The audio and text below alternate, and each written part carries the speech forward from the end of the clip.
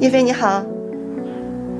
您好。请问你昨天参加这个冬残奥会的闭幕式，感觉怎么样？我感觉非常的激动和开心。现场表演的时候和之前排练有什么不一样的地方吗？因为现场有很多人在看，有残疾人运动员，还有国家领导人，然后也有很多很多的观众。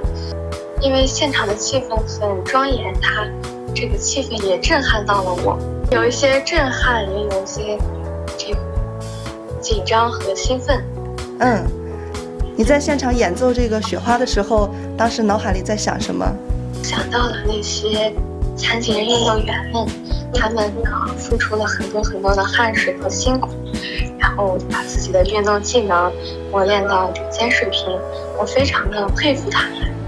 然后呢，我也希望用我的音乐为他们做一点点小事情。我感觉它是一首非常温暖，然后充满希望的音乐，它能让我感觉到未来一定会更好。那你未来的梦想是什么？就是我希望能够继续提高我的能力，然后我希望能够演奏出更好的音乐，用音乐去传递我的感受，希望也能用音乐做更多的有意义的事情。